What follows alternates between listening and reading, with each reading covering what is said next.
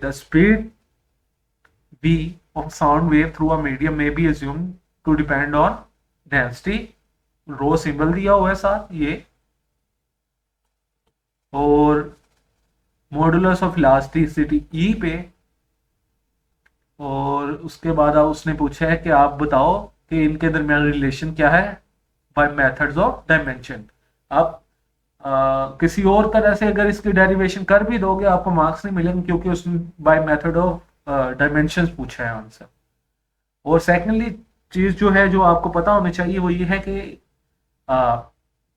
जो elastic modulus है उसकी ये definition, ratio stress to strain, ये कई बार एग्जाम में एमसीक्यूज के या शॉर्ट क्वेश्चन के तौर पे आ जाती है, तो आप ये भी याद कर लो।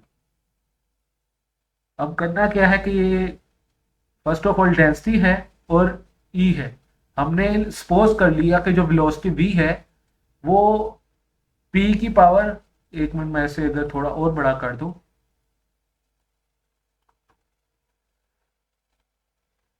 इसको मैं इरेज कर देता हूं,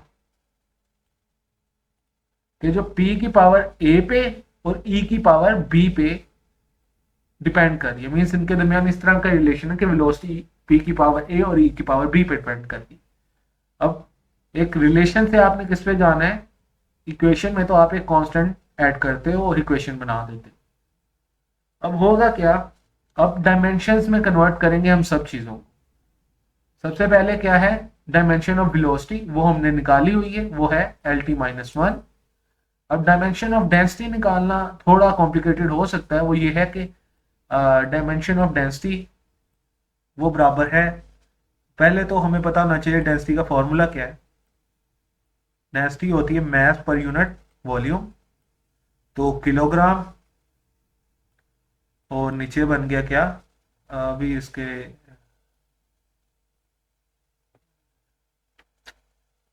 इम्प्लाइज दैट कर देते हैं ताकि, क्योंकि एग्जैक्ट क्वेश्चन तो नहीं बना रहे ना हम अभी, एम क्यूब, और इसको हम क्या लिख सकते हैं, किलोग्राम पर मीटर क्यूब। अब इसको लिख सकते हैं m, और इसको लिख सकते हैं L-3। तो ये क्या बन गई, एक डायमेंशन बन गई किसकी, डेंसिटी की। इसी तरह हम क्या करेंगे, density dimension of modulus of elasticity लिखेंगे। तो मैंने जब कहा था इसका फॉर्मूला इंपॉर्टेंट है, वो ये है कि उसने कहा था stress over strain, ratio of, यहां पे देखें स्ट्रेस टू स्ट्रेन है, स्ट्रेस ओवर स्ट्रेन। अब आपको दोनों की वैल्यू आनी चाहिए, खैर नहीं भी आती तो आप इसको इस तरह कर सकते हो कि अगर आपको फॉर्मूले नहीं भी आती, आपको यूनिट्स पता होना, तो आप फिर भी काम कर लोगे। अब इसका फॉर्मूला ये है कि फोर्स पर यूनिट एरिया, इसे आप प्रेशर की तरह लिख सकते हैं। तो एक्चुअल फॉर्मूला तो और होता है, वो ये होता है F/A होता है, और डेल्टा L/Δ L होता है, F/A और L/Δ L। और इसी को अगर आप, ये है actual formula of modulus of elasticity, इसको आप मॉडिफाई करते हो तो L और L नॉट आपस में चेंज हो जाते हैं, तो वो कटा जाती हैं चीज़ें, तो इतना कोई फर्क नहीं आता। तो आप डायरेक्ट याद रख लो इसको, ज़्यादा बेहतर है, क्योंकि आगे हम जब करेंगे तो ये सारी चीज़ें काफ़ी हम डिटेल में डिस्कस कर रहे होंगे, इसलिए मैं इस पर अभी टाइम नहीं लगाना चाहता। फोर्स ओवर एरिया, तो यूनिट क्या बन गया, न्यूटन पर मीटर स्क्वायर, प्रेशर की यूनिट है। अब न्यूटन की डायमेंशन हमने क्या निकाली थी, किलोग्राम मीटर पर सेकंड स्क्वायर, बेस यूनिट्स में लिख दिया इसको, मीटर-2। अब ये बन गया किलोग्राम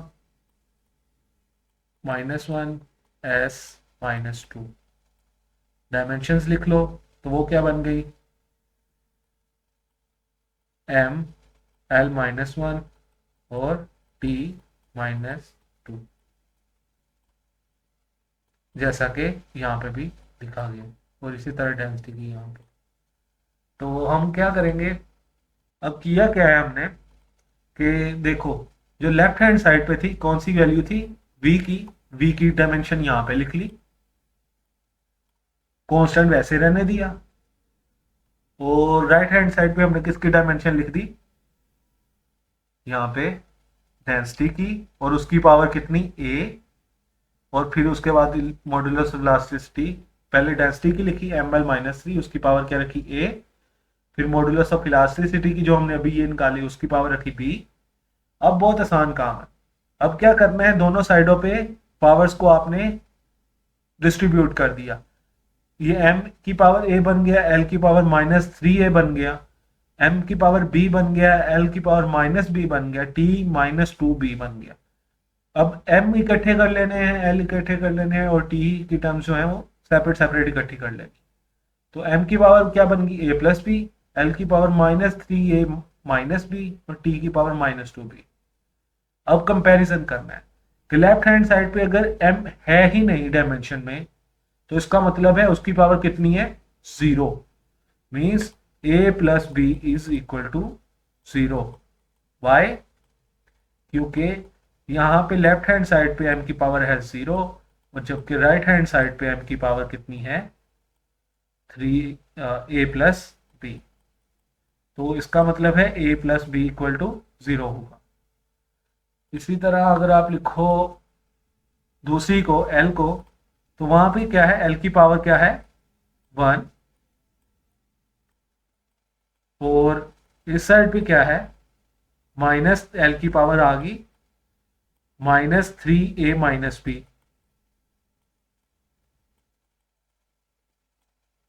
तो क्या बन गया, यहां पे आ गया answer 1 is equal to -3a -b। तो ये एक और इक्वेशन बन गई। अब इससे हम a की वैल्यू सोल्व कर सकते हैं, यहां से हम निकाल सकते हैं कि a इक्वल टू -b है,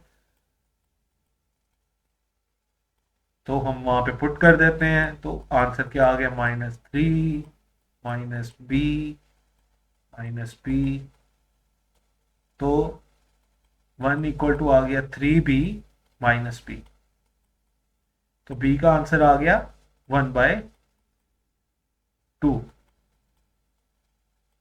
सिंपली।